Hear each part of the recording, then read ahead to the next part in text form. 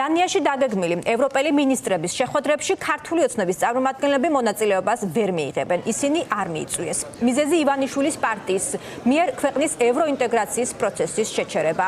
ეს ინფორმაცია ინტერპრეს ნიუს ევროკავშირის საბჭოს თავმჯდომარე ქვეყნის საგარეო უწყებამ წერილობით დაუდასტურა. ევროგაერთიანების ევროპულ საქმეთა მინისტრები დანიაში 1 და 2 სექტემბერს შეიკრიბებიან და გაფართოების საკითხებზე იმსჯელებენ. სხვადასხვა ფორმატის შეხვედრებში მონაწილეობას უკრაინის, მოლდოვას, დასავლეთ ბალკანეთის ქვეყნებისა და თურქეთის დელეგაციებიც მიიღებენ. რას ნიშნავს საქართველოს როგორც კანდიდატის სტატუსის მქონე ქვეყნის ამორიცხვა მსგავსი ფორმატის და შინაარსის შეხვედრების დღის წესრიგიდან ამ შეკითხვაზე პოლიტიკოსების პასუხები ნინი ბალანჩივაძე მოისმინა, რომელიც ფორმულას პირდაპირ ერთ-ერთს უერთდება და გაგვაცნობს მას.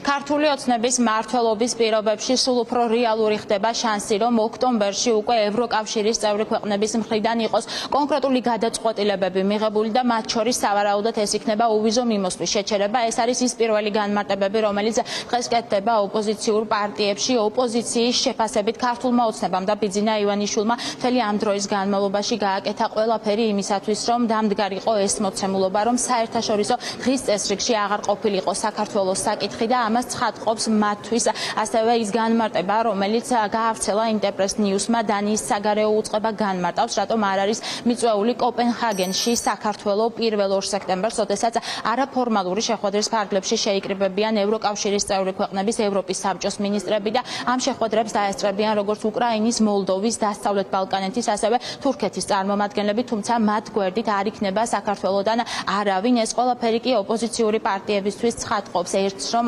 დასავლურ სიკეთეებს ქართული ოცნება და ბიძინა ივანიშვილის გუნდი აშორებს საქართველოს მოქალაქეებს და შესაბამისად მათთვის ერთადერთი გამოსავალი არის სწორედ ხელისუფლების ცვლილება იმისათვის, რომ ქვეყანა დაჩქარებული წესით შევიდეს ევროკავშირში და არ შეჩერდეს ეს პროცესი, რისი გადაწყვეტილებაც მათივე თქმით მიიღო საქართველოს ხელისუფლებამ და სწორედ ეს განმარტება მოვისმინეთ ჩვენ დანიის საგარეო უწყების მხრიდან, რომ ქართული ოცნების გადაწყვეტილება არის მიზეზი იმისა, თუ რატომაც არ მიიწვიეს 1-2 სექტემბერს კოპენჰაგენში საქართველოს.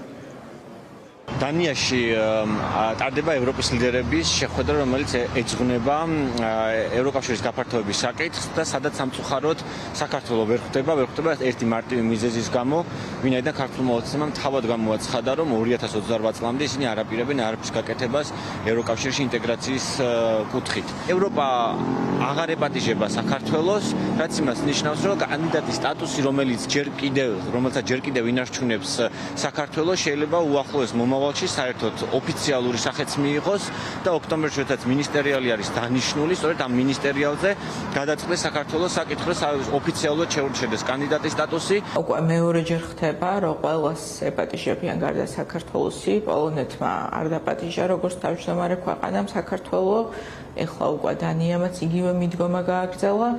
ეს უკავშირდება იმას, რომ ბიძინა ივანიშვილმა რეალურად განაცხადა, რომ აღარ აპირებს საქართველოს ევროკავშირში გაწევრიანების პროცესის გაგრძელებას.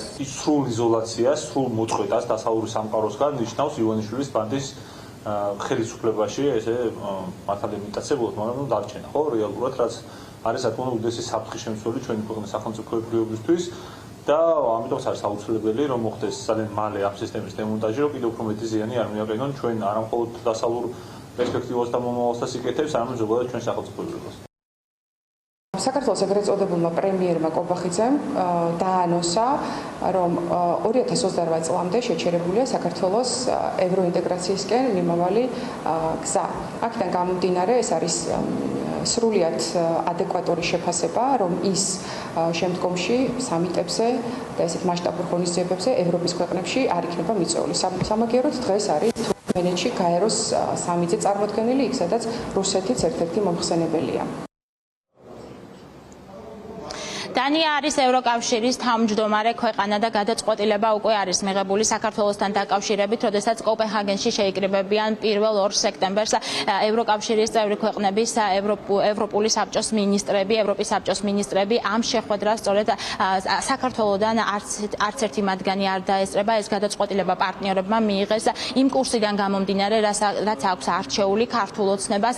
ამ ყველაფერთან დაკავშირებით კი ოპოზიციას აქვს ერთი შეფასება, რომ ეს მოიტანს მძიმე შედეგებს საქართველოსთვის და ეს შედეგი მათ შორის შესაძლოა იყოს უვიზო მიმოსვლის შეჩერება და ჩვენ ვიცით ასევე ევროკავშირის გადაწყვეტილება კონკრეტული პირობები საქართველოს ხელისუფლების მისამართით, რომ მათ უნდა გადადგან კონკრეტული ნაბიჯები იმისათვის, რომ ეს ყველაფერი არ შეჩერდეს და ასევე ვიცით, რომ უკვე აგვისტოს ბოლოს ისინი მიიღებენ სავარაუდოდ კონკრეტულ გადაწყვეტილებებს, იქნება კონკრეტული განცხადებები, მათ შორის იმასთან დაკავშირებით, რას აკეთებს ქართული ოცნება, რა ნაბიჯები გადადგა ბიძინა ივანიშვილის ხელისუფლებამ, ოპოზიცია კი საუბრობს იმაზე, რომ ეს იქნება მძიმე შედეგის მომტანი, ვინაიდან ამით სრულად მოექცა უკვე იზოლაციაში საქართველო.